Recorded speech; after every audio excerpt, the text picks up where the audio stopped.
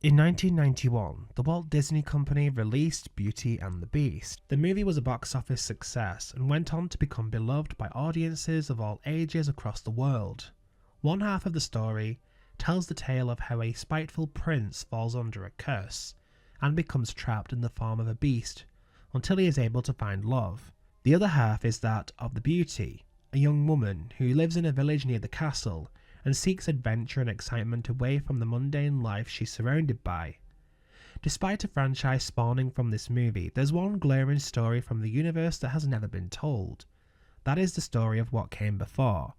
What exactly caused the prince to become hateful and spiteful in the first place? Whatever happened to Belle's mom?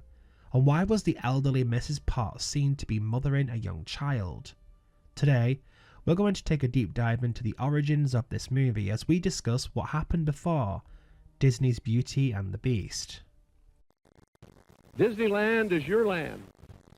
Here age relives fond memories of the past, and here youth may savor the challenge and promise of the future.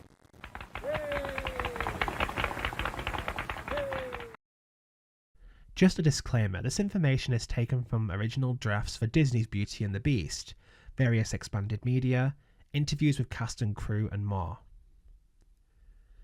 Our story begins just before the 18th century in Paris, where a king and queen live peacefully with their young son in a large castle overlooking the city. By the time the animated movie begins, the fashions in Beauty and the Beast indicate that the start of this story takes place sometime in a post-revolutionary France. Prince Adam was the son of the wealthy king and queen. However, it's noted in expanded works from a young age that the prince was spoiled by his parents and became unfeeling towards people around him.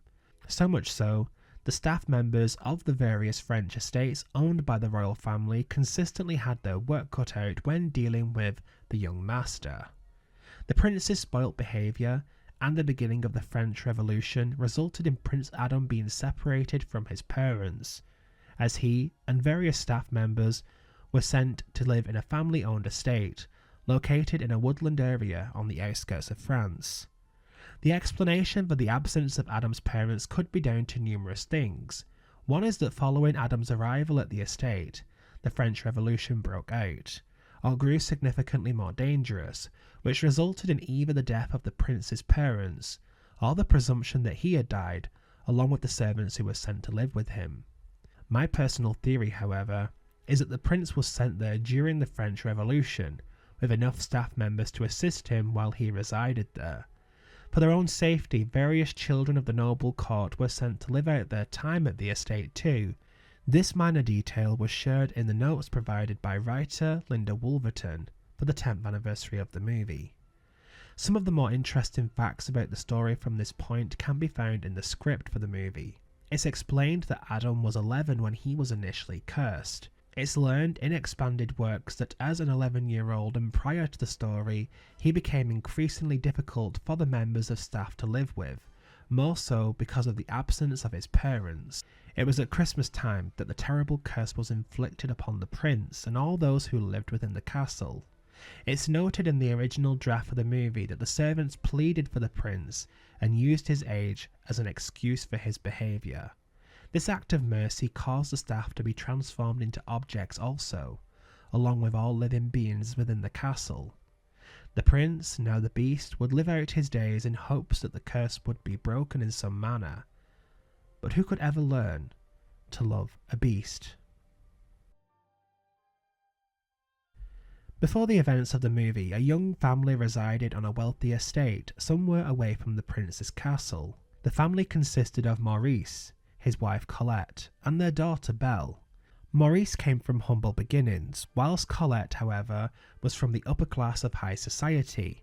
Not much is known about Colette, however there are some things established in expanded media. One is that she is seen in her own appearance through a portrait, reading a book to Belle, the same book that Belle consistently takes home from the library in the animated movie.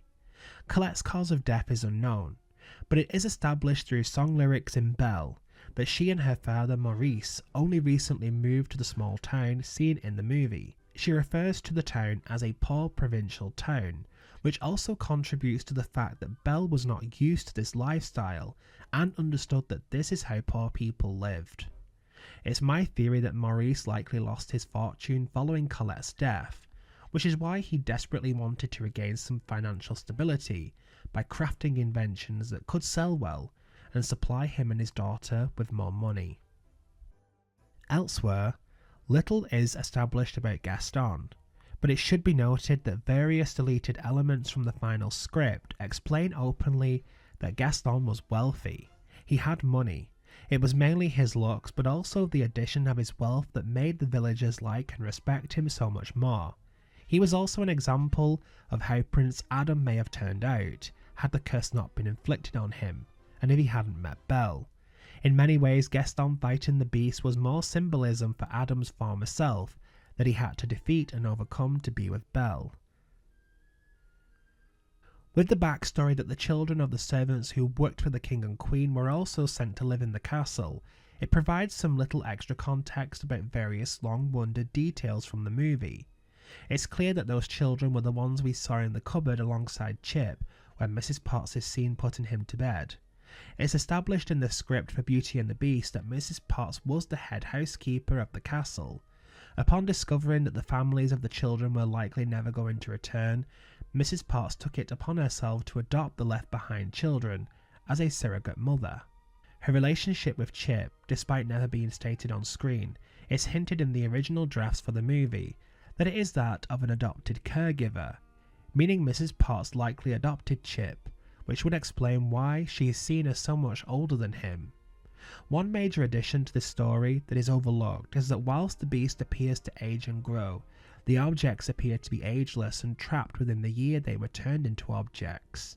Chip being 7 years old by the time the movie begins is physically impossible, but a major punishment for the prince was that his time would pass, as those around him wouldn't. The rest of this story continues in the animated classic. Beauty and the Beast's backstory has so many twists and turns, and so much was cut from the movie, but I hope this video helped create a clear timeline of how events happened prior to the story, and why they unfolded as they did. And that's it for today. If you enjoyed this video, please leave a like and don't forget to subscribe for future content like this. As always, remember, people say a lot of things in anger. It is our choice whether we choose to listen.